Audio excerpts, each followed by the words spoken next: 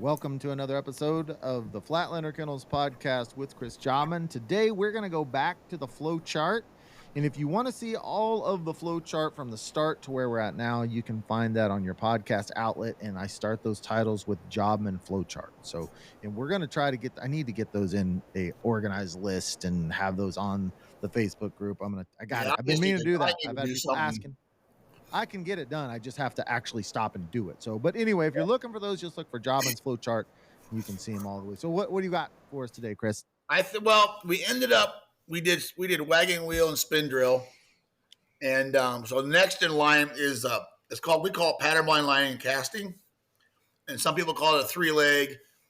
So I learned this drill. So if anybody has the book or can find the book, Training Your Retrievers to Handle by D.L. Walters. This is not the Walters that does the gun dog or the water dog. That's outdated and old. This is a field trialer from Kansas years ago who was way ahead of his time. He came out with a book called Training Your Retrievers to Handle by D.L. Walters, Walters. And I got this drill out of that book years ago. And basically what it is it's a 3-legged pattern blind that is in like a football field or a mowed field or something very easy, featureless field mowed. We do it in our handling field behind the kennel, so it's mowed really nice. And there's a pile of bumpers at 10 o'clock, 12 o'clock, and 2 o'clock. And when we get all the way back, we get back to about, 100 yards would be perfect, but we're about 75 yards. Once we teach the things, but we start up about 50 yards and we start out at like the center of the clock, right? And we teach these dogs the destination. So you can do it a couple different ways. You can have somebody drive the destination, throw a bumper to teach that destination, deadbird back, and you can do that on all 3 piles. Or if you don't have somebody to do that for you, you can walk up to 10 o'clock, throw a bumper into a pile and run them, run to 10 o'clock, back up and keep running and do the same thing at 12, the same thing at 2 until they know what they're doing. And so we start like 50 yards and the pile of bumpers are straight in a straight line. They're not like, the outsides aren't shorter than the they're in a straight, if you can imagine a straight line, 10, 12, 2, and you're in the middle. And we teach the destinations, and then we come out, and then we line them. And the dogs can see the bumpers from where they're at. So we use 3-inch white Avery bumpers, and the dogs can see the bumpers. We don't run the buckets, but they can see the bumpers on the ground. And when we come out, we line, we teach them. So we come out, we line at 10 o'clock, line at 12 o'clock, line at 2 o'clock. Now, you want to keep doing that until you can walk up and line your dog, like just line them to doom, doom, and they'll just run right to them. Not a big deal. And then there's a couple different scenarios that we do this at. And this is going to be kind of hard to explain, but I'm going to explain it. So the first one we do, we line them we start at the hand, and now we're going to start casting around, right? So they line them, they know where they're going, got good momentum, everything's good. Hopefully you've done a really good job on your whistle sits and that sort of thing. Because this is where you're going to see if they have loopy sits or not. So you're going to line them to 12 o'clock, and then you're going to receive the bumper, and you'll be facing at 12 o'clock. And you're going to reline them to 12 o'clock, and you're going to let them go. You're going to let them go halfway to 12 o'clock, and you're going to stop them. And then you're going to give a silent. This is like a big version of the spin drill, and the wagon wheel combined. So now you're going to line them to 12 o'clock. Then you're going to send them to 12 o'clock. You're going to stop them halfway. And you're going to give a silent left angle cast to 10 o'clock. And then have them come back. Then you're going to line them to 12 o'clock again. So you're not creating a popping problem. You're going to line them to 12 o'clock again. Then you're going to send them to 12 o'clock again. You're going to stop them halfway. You're going to give a right silent angle to 2 o'clock. Okay. Come back, you're going to line them 12 o'clock again so they don't pop. Now you've done your left angle cast, silent, your right angle cast, silent. Now you're going to turn to the 10 o'clock pile, and you're going to send them to the 10 o'clock pile, and I like to line them to it because this is the beginning part of it. So I like to line them to it. And then they come back. You're going to set them up again on 10 o'clock, and you're going to send them again, and you're going to stop halfway.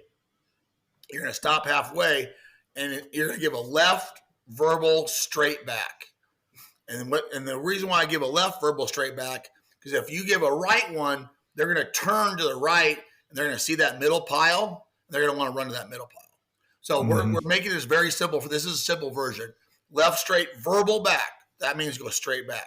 Then you're going to, then you can line that again if you want to.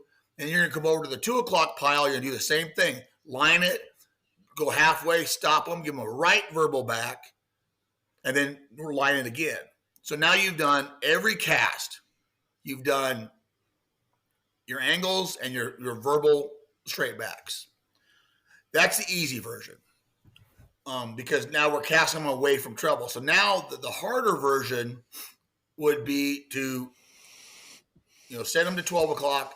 Then now once they understand where they're going, you can start gradually backing up to, I don't want to get much past 100 yards. But now you can start gradually backing up. So then you're going to do the same thing. You're going to line at 12 o'clock, stop them, left angle, silent to 2 o'clock, line at 12 o'clock, go back at 12 o'clock, stop them, right angle, do just like you did before. Now, when you go to your side piles, instead of stopping them and giving them a left verbal back, you're going to give a right verbal back. And they're going to turn towards the middle, and they're going to see the middle pile.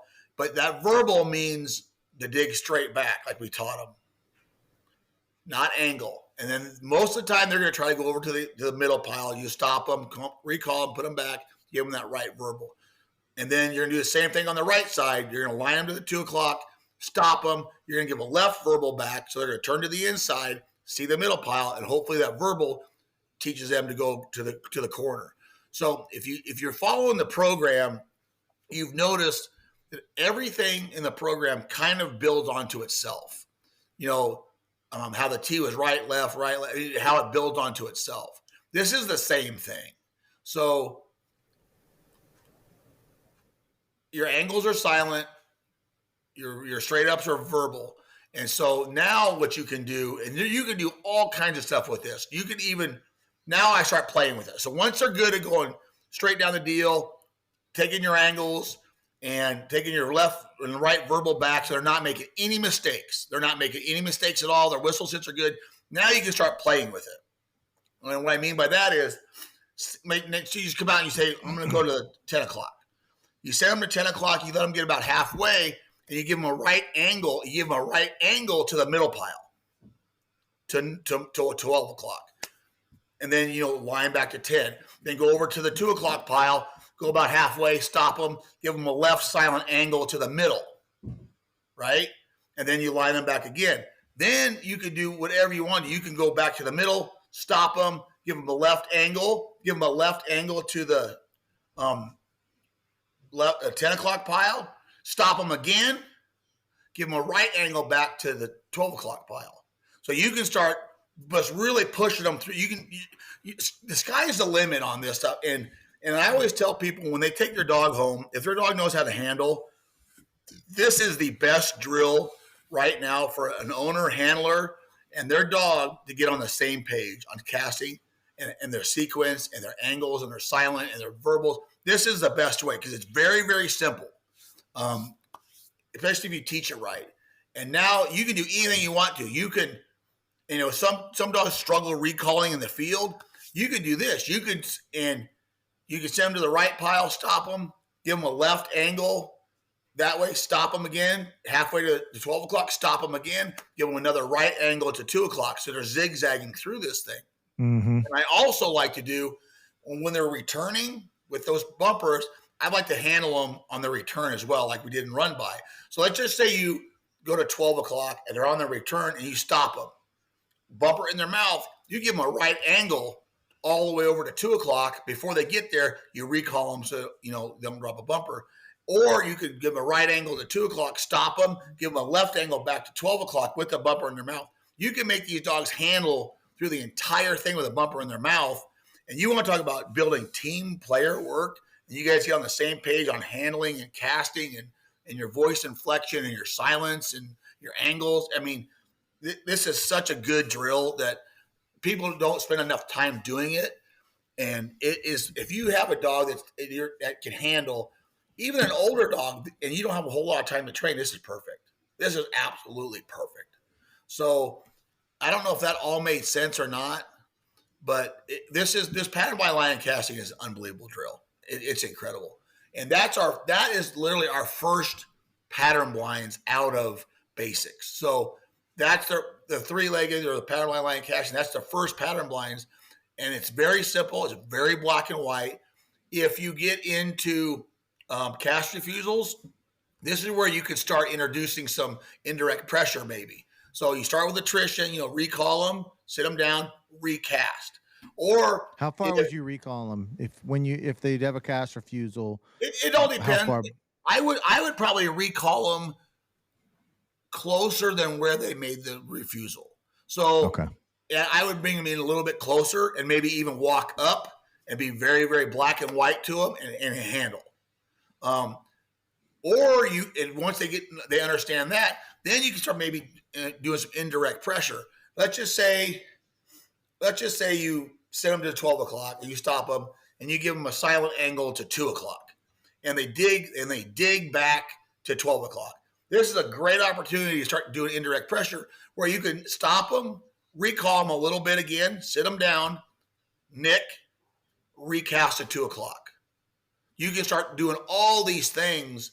So now you're teaching a dog attrition, you're teaching them indirect pressure in a very, very controlled atmosphere. And it's not in the field with cover and terrain and wind and all that. That makes it even harder. You're teaching, and they know where they're going. They can see the bumpers. They're just being disobedient, and their desire is overriding their brain. So when you give them a right angle, they know where they're going, and they just decided to dig back. So any kind of correction, if you've done this correctly, any kind of correction that you give them is very warranted in their brain because they know where they're going. Mm-hmm. And when they don't know, then they don't give you that cast, they're being disobedient.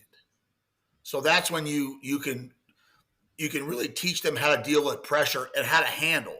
And like I said, you can do anything you want. You can angle across, you can zigzag through this thing. The biggest thing I need to tell people though is for every time you stop them on a way to a bumper, you need to give them a free run because you want to keep that momentum. You don't want the popping to start, that sort of thing. You want to keep that momentum going. So give them a free run. But we do that. This is a really, really, really important drill. This is the first, like I said, set of pattern blinds that we do. And this precursors to our land pattern blinds. So, and if you wanted to, if you have the facility to do it, if you have like a rectangle, like a swim by pond like we have, you could do this exact same drill on a pond. It's the same. You can angle across the water. You can do all these things on a pond as well.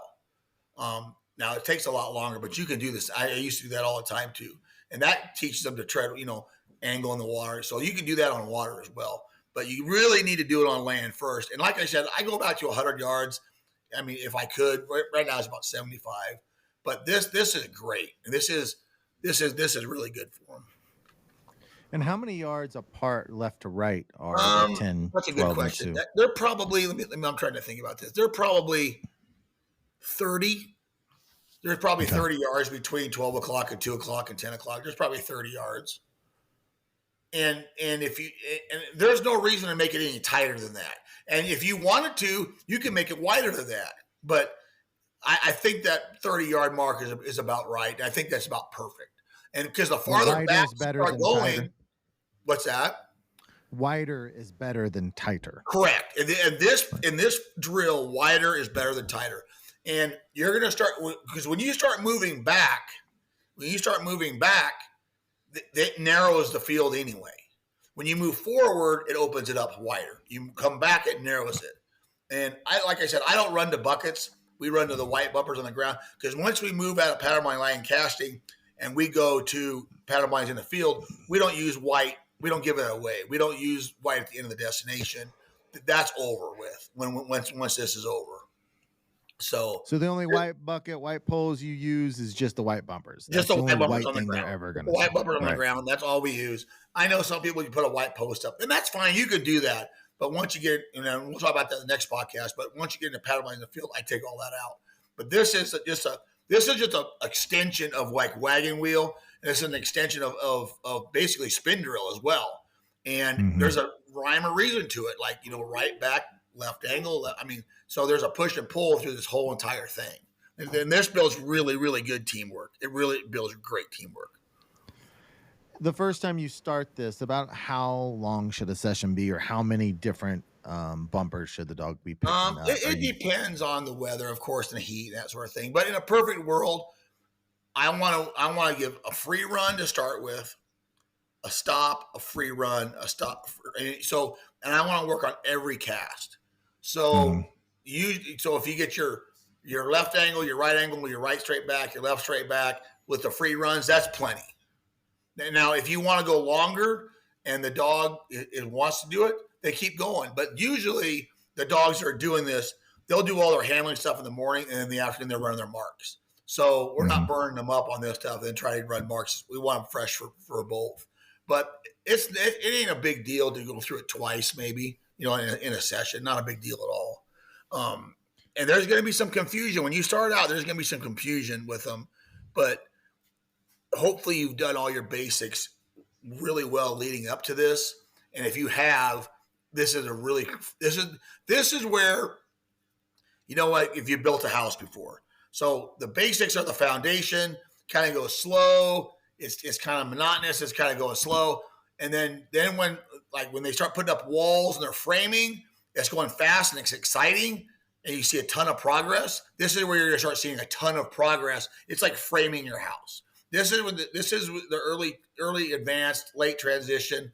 And you start seeing the retriever, his skill set. If you've done it correctly, you see his skill set getting better and better and better and more refined. And you're really excited because it's like when you watch a house being built, like, oh my God, it's almost done. The walls are going up. Well, it's not even close, but it's exciting to watch because you see a ton of progress.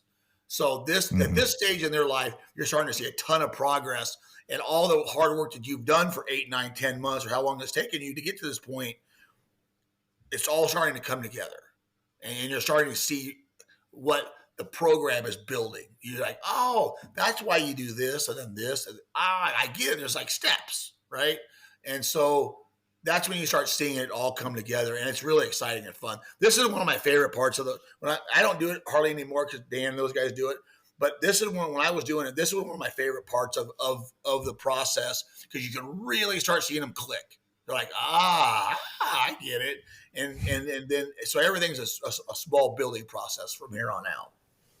So now, as the dog is at this stage in the training, are you running it through other training setups throughout the day as well, or is this the only thing the dog's doing? No, they're running marks too. They're learning, complex singles. Now the dog is maybe doing cheating singles because it's been through swim by, it's been through D-cheat. It understands all that. So now maybe we're doing cheating singles with the dog, or maybe we're teaching it delayed triples or doubles, or, maybe a complex single. So they're learning a lot. Now you've got to be careful with this. So if you have a dog who's so when you do pattern line casting, if you see your dog getting like mentally stressed out, you can kind of tell that this pattern line casting is a lot on them and they're getting stressed out. That's when you need to run more therapy type marks. Like you run something more easy to build their confidence. So they're not, so the marking is like, oh my God, this is so hard. The handling is so hard. Now you start seeing your dog implode. And so then you need to slow down on your marks, but run more therapy type marks so they gain their confidence. Now, if you have a dog like Jeff Meyer's actual dog, that's a super confident animal, you could probably do this pattern by line and casting and hammer on that, and he loves it.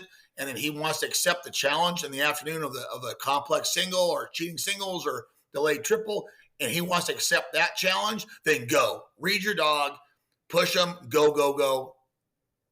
But keep in mind, you start seeing mental stress, that means you're doing too much all day long. So back off, because now what are you really worried about? You're trying to teach your dog to handle, so let's concentrate on that. But yeah, so if you have a dog that's mentally stressed out, back off. And at this point in stage, I think your main goal should be to teach your dog to handle. So maybe back off on some of the hard marking. Now, if you right now, if you really want to concentrate on your marking, then back off on the pattern blind lying and casting. But I would, if it was me and I was training this dog, I would concentrate on pattern blind lying and casting. And if the dog is getting stressed out, back off on the harder marks, maybe more therapy type marks, because you're trying to teach your dog to handle, and they're going to be fine. But this drill is fantastic, and we do it all the time. I mean, and like I said, if your dog goes home, and we tell clients all the time, I know the dog's got a finished title, I get it, but you need to get on the same page with your dog. This is the drill I want you to do. Do this drill.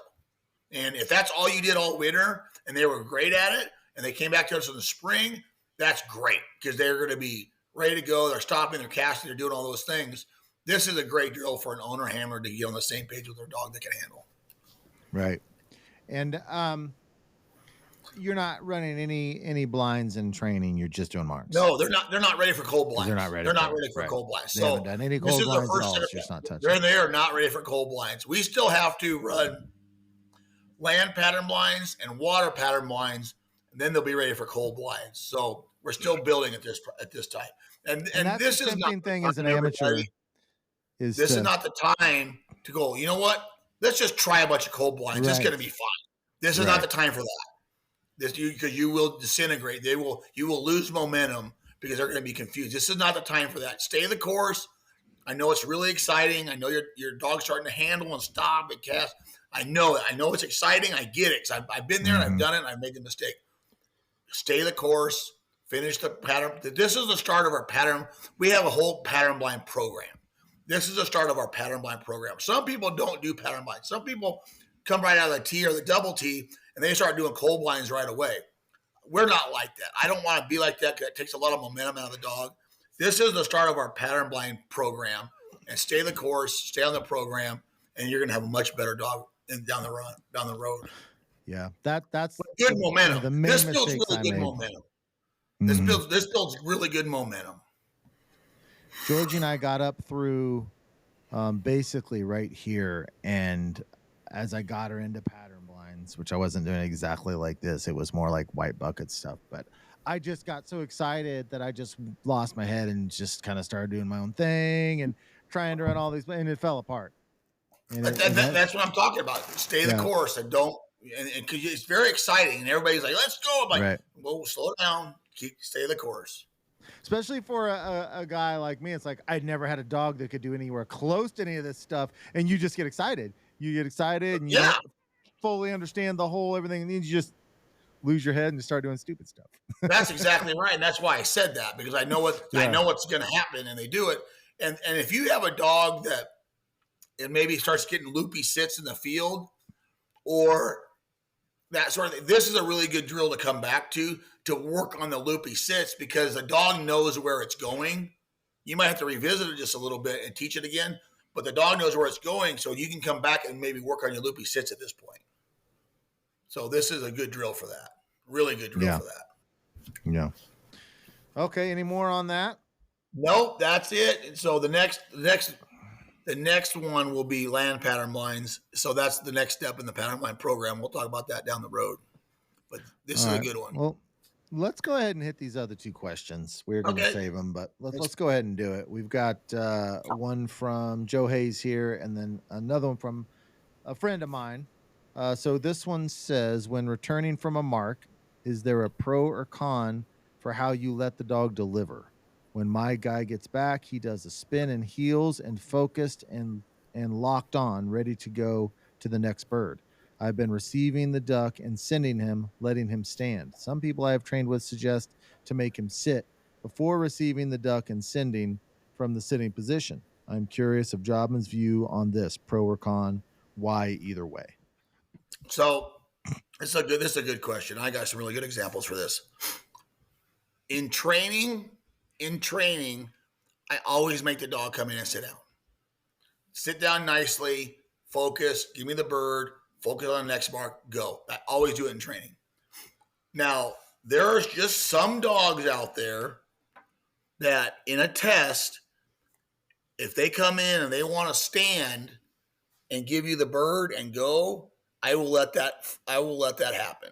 And here's one example. I used to train a dog named Diesel, Grand Hair Retriever champion, master hunter, MNR, really, really nice dog. But Diesel was funny. In training, you could do all those things and he was okay. In a test, he'd love to come in and deliver the bird and stand, and I take the bird out and stand and know where he's going and kick him out. If I made him sit down at a test, he was done. He'd fail. Because for some reason, that killed his confidence, and he just wouldn't do it. And if I let him stand, he's way better. Way better. He was more confident.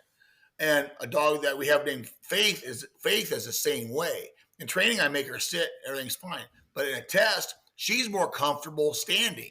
Because what ends up happening with some of these dogs is they're maybe a little bit softer dog, maybe. And you make them sit in a test, it like kills her, it hurts her feelings. They're like, ah. So then they have to focus on sitting, and then it kind of hurts their feelings, and then they're not worth a damn on the mark. So you have to, whatever you want to do. Now, sitting and standing is, I don't think it really matters. I'm just real anal about it. I want them to sit, like you should. But what you can't do, if you're going to let them stand, don't give up your standard. So they need to stand, deliver the bird nicely, wait for you to send them. The mechanics have to all be the same. Don't lower your standard because the dog's standing. You know what I mean? Don't get in a hurry, like pull the dog. I see a lot of people that just pull the bird out of their mouth and like, Georgie, and then just take off. And the dog just runs where the hell it feels like. You still a have lot of people, includes me, I can tell you. Slow down. Yeah. Right. Yeah, slow way down. And if you want them to stand, that's fine. But be careful, because you'll start losing your standard because they're already in the go position, right? So that makes you speed up. It makes you speed up. If you make them sit, it slows you down as a handler. When they're in the standing position, they're already in the go position, so you're automatically quicker than you should be. Mm-hmm. Right. If that makes sense. Yep. But I like them to sit down and focus where they're going and slow down. But there's just some dogs that are just more comfortable. They're just more comfortable standing up. Now you got to be careful too. With Diesel was a real fine line, because now if I let him stand up in training, let him stand up in a test, he started getting a little bit crazier and a little bit more loose, and he was hard to handle. But he had a really fine line when he was on the edge of being out of control, but he was still under control. He was phenomenal. He was very, very good. If I cranked him down and I made him sit on everything, he wasn't worth a damn. So you've got to find that really fine line in there. If you've got a dog that's crazy, that's really wound up, you make him sit. You make him sit, because if you're standing up, you're giving them get marks, set, ready, go. They don't even need you. They're just telling them, pull the bird out of my mouth, kick me up. I don't need you. So those dogs that are really wound up, you've got to slow down, make them sit down, focus, because they're on your terms. If a dog that's lacking a little bit of confidence, if they're more confident standing up, let them stand up. But you got to be careful too, because the dogs that are standing up, a lot of times when you come to the line, they don't want to sit. So now you've taught them it's okay to stand up, but now they don't want to sit at the line for the marks to come out. They want to stand. So you've got to be careful with all of that. So let's just review. A dog that's really wound up, really independent, lots of motor, you make them sit down, because it slows them down and slows you down. A dog that maybe lacks a little bit of confidence and they may mark better, have a little more confidence standing up after they deliver their first bird, let them do it. Let them do it. So every dog's different. Okay. Every dog's, and I'll tell you what, there's a lot of dogs, and maybe I did it at the Grand this year, that most of my dogs sit real nice, but maybe there's a really hard memory bird that's really hard memory bird, and that dog comes in and spins around and he's standing up, he's staring at it like I'm going right there, right? I won't mess with them. Pull the bird out, go through my routine, let them go, because they're so confident, like they're telling me, Dad, I got it. I got this, Dad. Because they're standing up, they're looking at it like, and then if you make them sit, you might hurt their confidence and their concentration a little bit. They may miss that mark. So you got to read your dog and know the situation. Because if is there a big old long punch where that's really, really hard and they're standing up staring it down, like, go get it, big boy, get after it and let them rip. But you got to be careful on the dog because you might be creating a monster and you don't even know it. That was a long answer, but yeah, that's good stuff. Let's move the last question. Now, this dog is a British dog. It's not a hunt test dog. It's been trained kind of up to about force to pile. okay. But there's no, it's not ever going to be a hunt test dog. It's about a year and 5 months, I think. And so this is its first year of hunting. The dog It's funny you say that, though. It's funny you say that, Bill, because you just said what everybody tells me. It's like, I don't want a fancy hunt test dog. I just want a really good hunting and all the handles. It's the same steps. Yeah, right. It's the same steps. So keep going. So this dog struggled with e-collar conditioning of just being really sensitive and wanting to avoid behavior. I think I might even have talked to you about that at one point. This is a British dog. This is the norm for most British dogs. Yes. So its drive is pretty good, but it's just kind of soft. And so now that it's gotten cold, when the conditions and the weather get cold, and this is an outdoor dog, so it's got a good coat. But when the conditions get really, really cold or even colder, when there's a lost bird, this dog just refuses to go on a hunt and just completely looks at the owner like, I'm not doing it. I'm cold, sits there and shivers and it'll do the marks. But when it comes to finding a lost bird, it just literally refuses to work when it's cold. This is a tough answer because this is going to get me in trouble with the British world. But I'm going to say it.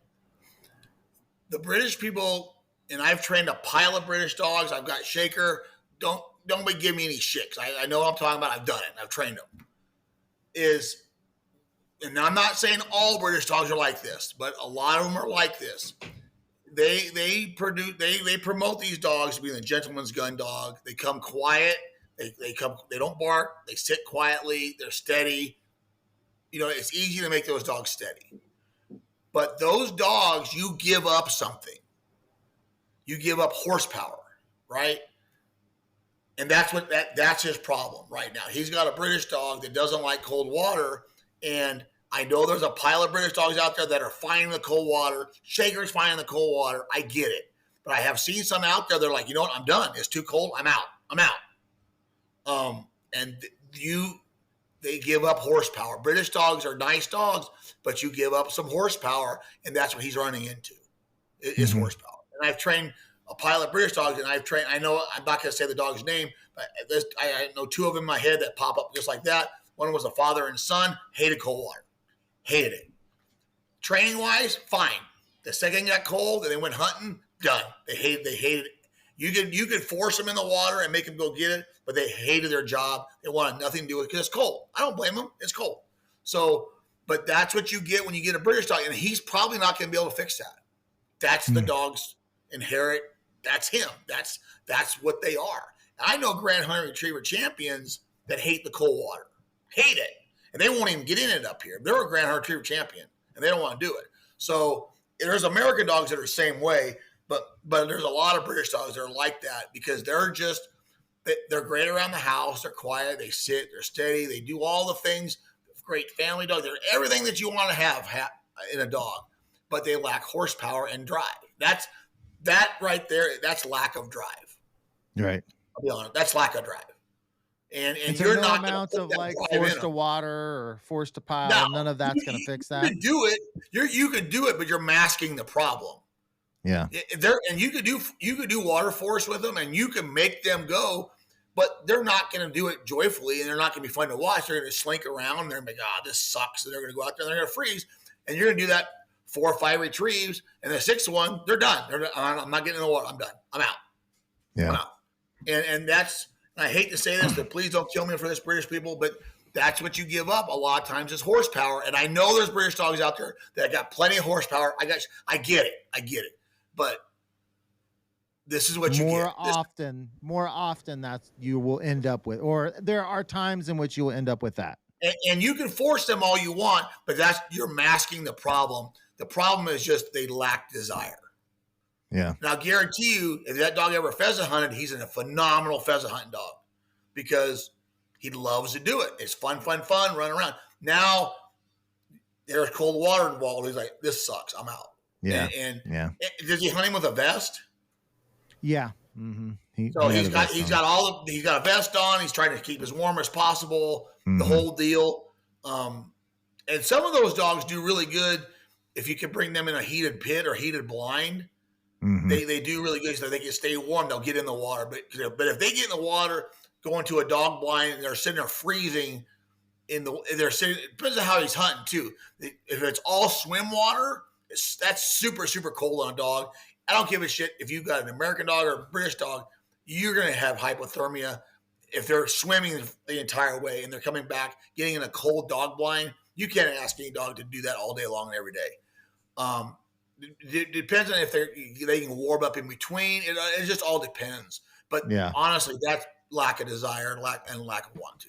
And that's going to be really hard. You can't put it in them. You can't put the desire in them to handle the cold water like that. That's just how they are. Because here's the problem. The owner of that dog is like, listen, I'm going to go in the cold water, and by God, we're going to make him do that. And we're going to do this 20 times. You're causing it. You're hurting that dog. You're making it worse. You're making it worse. Well, and it doesn't help anything. His last dog was like this big, massive chocolate male that was tougher than a boot and just was balls to the wall at finding lost birds. So his standard is like already so high toward this activity versus what he has now. He's already talking about. Now, so you said this was about, what was this talking about? A year and a half old? Yeah. First hunting season. So there's still hope. I mean, there's still hope that if the dog's successful in finding down birds, like, oh, this is fun. I get it. But if the dog is swimming and submerged and freezing, there's nothing you're going to do. I mean, that's just genetics. I mean, that's just, you can't fight genetics. Genetics are genetics. Yeah. So, but then like you said, so why did he buy a British dog after his big hard charging dog? Why did he do that? I can't guarantee his American dog was probably too much to handle. It was probably too much dog. So he wanted a quiet, more manageable dog. And this is what you get. You lack horse. I don't know. The last dog I would not call high drive. It just had an unbelievable nose and was tougher than a boot. So then why did he go to a British dog? I don't know. I don't know. Yeah. But I would. Yeah, I don't know. That's a sticky subject because I don't want to piss every British dog around in the world. And I like training them because they're fun to train. They're fine. But like I said, you lack horsepower. Do you give up something when you get a dog like that? And not all like that. So I get it. But all right. Well, that's the only other question we've got. So let's go ahead and close this down. We'll be back to you guys. And remember, let's hit up some questions over on the Facebook group. Get them going. We love having more Q&A questions. Absolutely. All right, Elliott. Thank you very much. Everybody, we'll see everybody at the line. Take that aim.